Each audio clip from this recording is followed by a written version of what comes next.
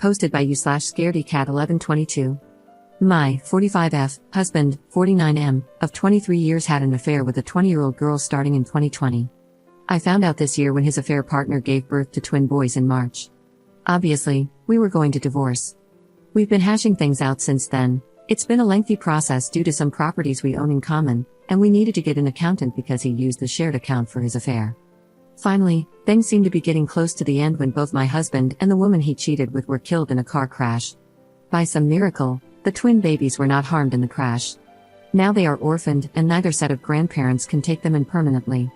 My husband's parents are both in assisted living, he had no siblings, and the only aunt who could take them refuses. She's been child-free her whole life. On the woman's side, I'm not sure of all the details, but her parents are also unable to be involved long-term, and her only sister lives overseas. Since we were still married and he had not updated his will, all his assets are set to pass to me and our 2 children. I'm not callous enough to leave those babies with nothing, so I agreed to let whoever becomes their legal guardian have the remaining balance in the shared account, about $25,000 in savings. The issue is that no one wants to take them in. Now my in-laws are pressuring me to take them in and raise them. The problem is, I don't want to, at all. I wouldn't love them, and I don't want to be the evil stepmother. But I know a big part of me will always have some level of resentment toward them. I would probably favor my own children. It's not their fault, but I truly loved my husband, and I thought we were happy before I found out about the affair.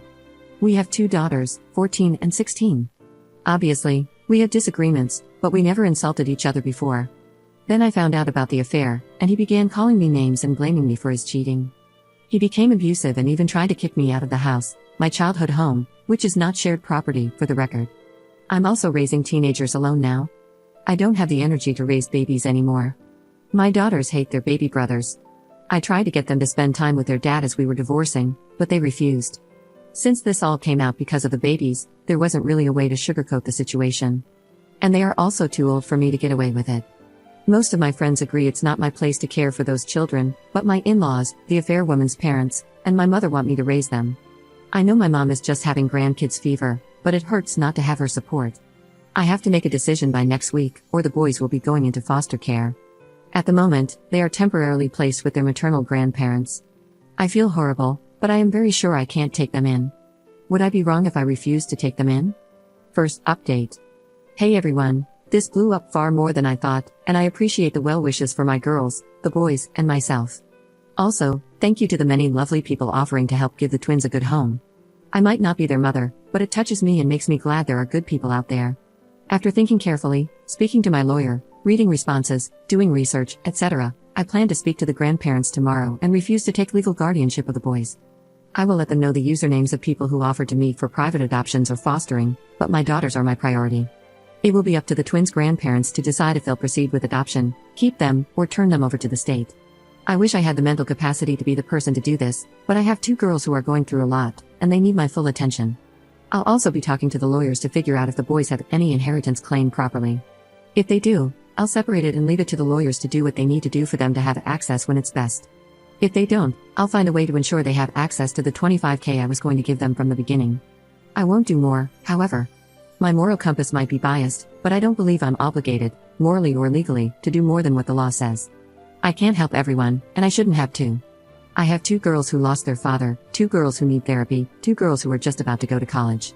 They've gone through enough without seeing their mother favor the children of their father's mistress. Second update. Hey everyone, as I mentioned 2 nights ago, I went yesterday to speak to the twins' grandparents. I explained my position and refused to take guardianship of the boys. My mother-in-law almost slapped me when I said that, but thankfully, this was all done in a public place, and my father-in-law stopped her. The maternal grandparents kept pleading for me to raise them since they didn't want to lose them. I kept saying no, and when they called me selfish, I lost it. I told them to their faces that the only selfish people in this mess were them and their son and daughter. Their son, my husband, for cheating and then making the divorce hell for me and my girls. Their daughter because she was a WHRE, I used another word, who went after a married man twice her age. I told them if I heard from them again, I would request a cease and desist. I also informed my parents-in-law that they won't have access to my daughters for the foreseeable future. I'll explain why in a bit. We were at a restaurant, but I didn't stay for the meal. I also sent an email to my lawyer so he can ensure CPS and any agency involved in the welfare of the twins is aware that I'm not going to be their guardian or be involved. Then I sent an email to my in-laws with all the usernames and websites from people here on Reddit who have offered to do interviews for the twins' adoption. I won't be involved beyond this point, so please, as lovely as it is, I can't help you if you are interested in the boys. Yesterday was the end of my involvement. As for why my in-laws won't see my girls, I spoke to my daughters and decided to find out more about their thoughts before I went to meet the grandparents. My youngest refused to speak to me, which I found very out of character for her. My eldest then asked for just the two of us to talk. That's when she explained that my in-laws had been going on about how the girls need to get ready to go to public school instead of their private school and get jobs right out of high school, since I would have to provide the twins with private schooling and college money. Apparently, they were also told to start moving their stuff to share a room. My girls have separate rooms, since the twins need more space. This was not known to me, mostly because that would never happen. Apparently, my in-laws have been basically bullying the girls because the babies take priority. Yeah, that's not happening. I told the girls that their grandparents have no say in where they go to school, their college funds, or how the rooms are set in our house.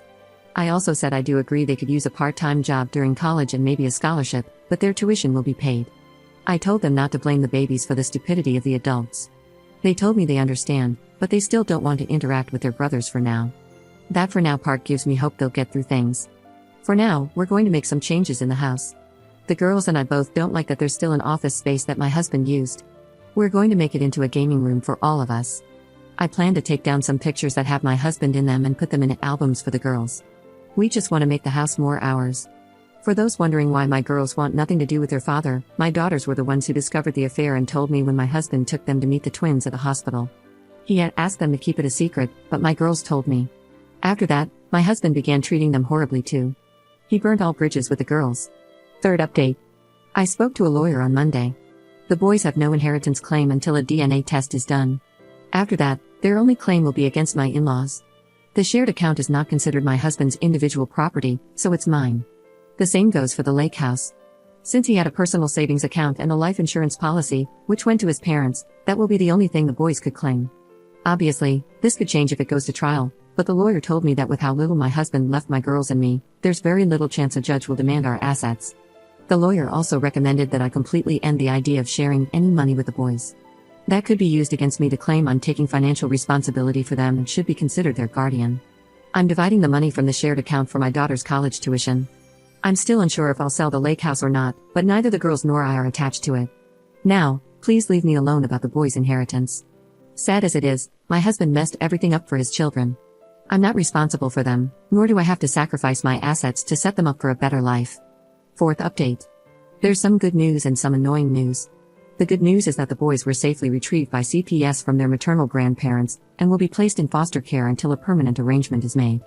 I found out when it happened because their grandparents, and my mother, came to scream at me at work.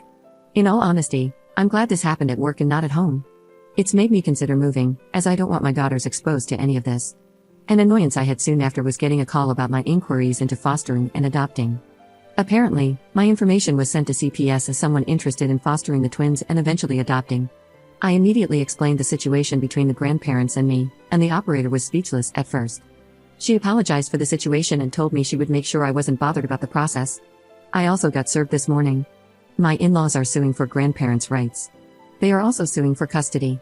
Apparently, they are planning to leave their assisted living, which they really shouldn't, to buy a house that allows kids, to get the twins back, and now also want custody of my daughters. My personal lawyer immediately gave me some instructions I won't share to safeguard myself and my daughters from some risks during a possible custody battle. My lawyer and I both suspect my in-laws want the girls to be parentified as caretakers for the twins since my in-laws have mobility limitations. It will be a cold day in hell before that happens. I don't see CPS placing the boys with them to begin with. Not all is bad news. I'm starting therapy next week, and my eldest daughter is once again talking about the colleges she wants to attend. We still haven't really talked about their father or gotten them to agree to visit his grave. I, myself, haven't gone there, and I'm trying really hard to get used to not calling him my husband anymore. I had nothing to do with the funeral plans aside from paying bills, and from what I heard, his parents had the epitaph, devoted and beloved husband, father, and son written on it. I find it a joke. I know it's bad to hold on to so much anger and resentment, but as soon as I have time, I plan to change his tombstone to remove husband and father. It might sound petty, but I refuse to speak well of a cheater and abuser just because he's dead. My daughters deserved better, and so did I. And for anyone complaining about me changing the tombstone, I paid for everything in the end. So, stick your complaints you know where.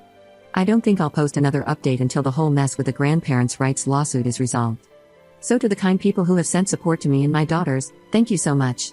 Maybe I'll have good news in the future. Fifth update. Hey everyone, some people have been asking me for updates, and to be honest, I had nothing until today. To start, cousins from my ex-husband's side of the family took the boys in. I know them, they are lovely, and I know they'll give the twins a great life. The new parents, calling them Matt and Kim, talk to my daughters and let them know if they ever want to reach out to their half-brothers, they just have to call. Otherwise, they can just see them as distant cousins. My girls thanked them but insisted they don't really want a sibling relationship at this time, though maybe as cousins it will be okay. I did offer them the money from the shared account since they are family, but they said not to worry as they don't need it. Kim even insisted I use that money for a vacation for my girls and me. Apparently, I look like the living dead. They also set very strict boundaries with my in-laws and the parents of my ex's affair partner. They can see the boys, but they won't be seen as grandparents. This apparently caused a big fight with the affair partner's parents, and Matt and Kim then cut them off. Again, threats of suing for grandparents' rights were thrown around, but they went nowhere. That's how I found out why the affair partner's parents couldn't take the boys permanently. The father is a convicted felon in an abuse case. I won't share the details out of respect, but if what Matt and Kim told me is true, I'm glad the boys won't grow up with that man as an example. The only reason his wife had temporary guardianship was because of the sudden death of the parents and the process to find a relative to raise the boys. She would have had to live away from her husband to allow permanent custody, and she wasn't willing to do so. My ex-in-laws realized that threats were not going to work, so they agreed to be great uncles instead. Good for them, I guess. Now, they want me to let them live with me and the girls since they left assisted living recently, and the place they were in doesn't have any openings. This place has a long wait list, and the only reason they got in originally was because my ex and I offered to pay for 5 years in full. They still had 2 full years paid for, which I was going to cover. After everything they put my daughters and me through, I'd rather burn money on a grill than spend it on them. I know they want my girls and me to be their caretakers. I won't even consider it. My daughters have their own paths to follow, and honestly, I want to consider meeting someone new. I know it sounds like I'm moving on too quickly, but I've been working to move on since I found out about the affair. I don't think my ex deserves me to go through a mourning period. I already mourned our relationship. At least, that's what my eldest daughter said, funny enough. She's been encouraging me to go out and meet someone.